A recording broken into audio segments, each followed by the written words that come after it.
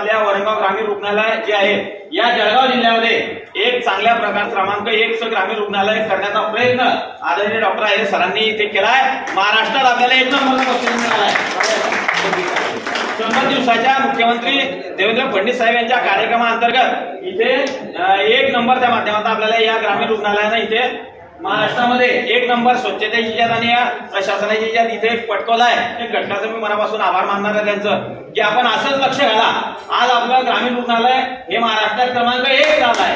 हे आतामध्ये क्रमांक पाहिजे यासाठी आपण प्रयत्न करा। आम्ही तुमच्या बरोबर आहे। ते दवाखान्यात उपचार हे चांगले मिळतात हे लोकांनी सुद्धा त्या माध्यमातून अवलोकन त्या माध्यमातून केलं पाहिजे अशी मी नागरिकांना विनंती करणार आहे। आज राज्याचे उपमुख्यमंत्री आदरणीय अजितदादा पवार साहेब यांचा सुद्धा वाढदिवस आहे।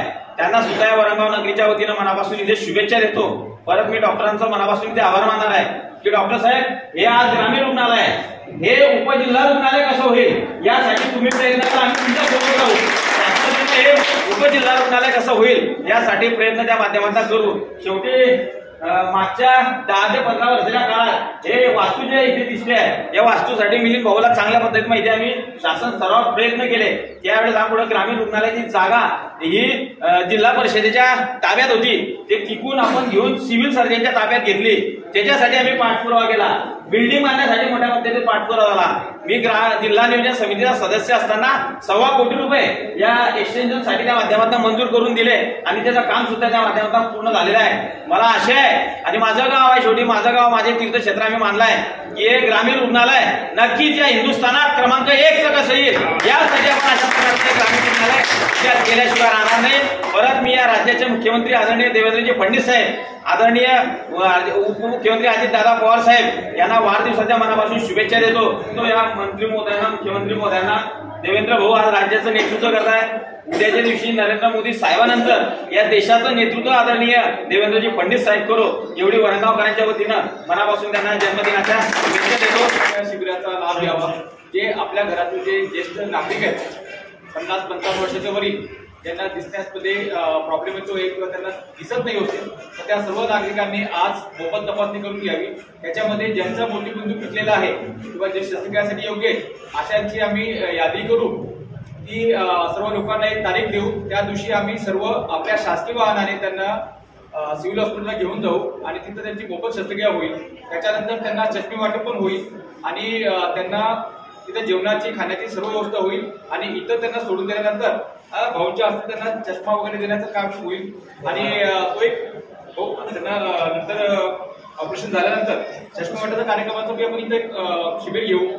तरी सर्वांनी त्याच्या कार्यक्रमाचा लाभ घ्यावा आणि तुमच्या सर्वांच्या सहकार्याने आपल्याला माननीय मुख्यमंत्री साहेबांच्या 100 दिवस कार्यकाळामध्ये जे आपण कार्य केलं तुम्ही सर्वांनी जे आम्हाला सहकार्य केलं आणि आम्ही तुम्हाला जी सेवा दिली त्याची पावती म्हणून आपल्याला 100 दिवस उत्कृष्ट काम केल्याबद्दल ग्रामीण रुग्णालय वरणगाव पूर्ण महाराष्ट्रामध्ये पहिलं पारितोषिक मिळालं। तर तुमची अशीच आम्हाला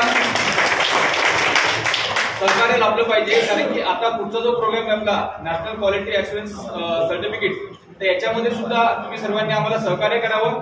तर आम्ही निश्चितच आता पुढच्याही 200 दिवसाच्या टप्प्यामध्ये आम्ही चांगलं काम करून परत बक्षीस मिळवण्याचा प्रयत्न करू आणि तुमची सर्वांची सेवा करू। धन्यवाद।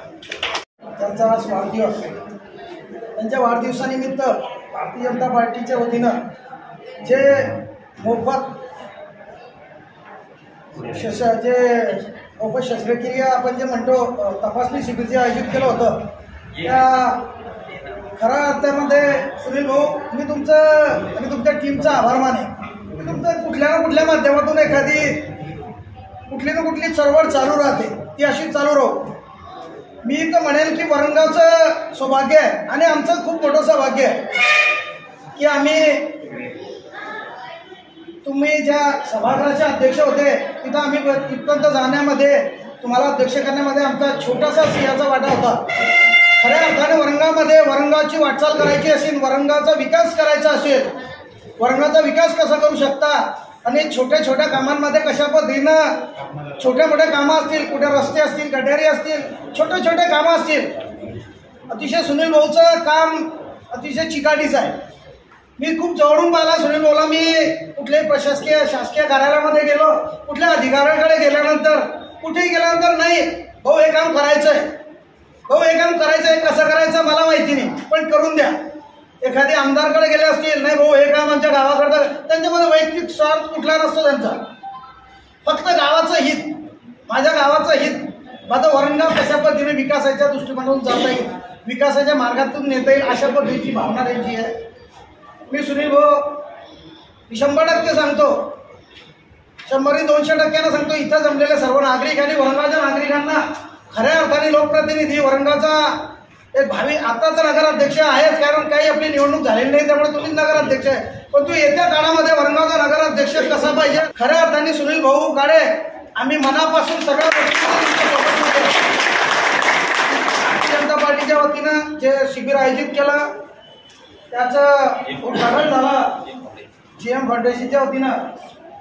आमच्या वैद्यकीय ग्रामीण रुग्णालयाचे वैद्यकीय अधीक्षक डॉक्टर सचिन आयरे सर, तसेच नवीन 2 मेडिकल ऑफिसर आले ते, तसेच माझ्या रुग्णालयातील सर्व कर्मचारी वर्ग जे आमच्या रुग्णालयाला जे पारितोषिक मिळालं आहे त्याच्यासाठी छोट्या छोट्या कर्मचाऱ्याचा माझा सिंहाचा वाटा आहे. जिल्ह्यामध्ये मी तर सांगेन जिल्ह्यामधलं सर्वात चांगलं ग्रामीण रुग्णालय असेल तर फक्त वरणगावमध्ये अतिशय चांगली साफसफाई असेल आणि जेव्हापासून प्रशासन अधिकारी म्हणजे इथं जे वैद्यकीय अधीक्षक म्हणून डॉक्टर आयरे सरांची नेमणूक झाली आहे तेव्हापासून अधिक चांगलं प्रशासन जे चालू आहे ते सुरळीत चालू आहे.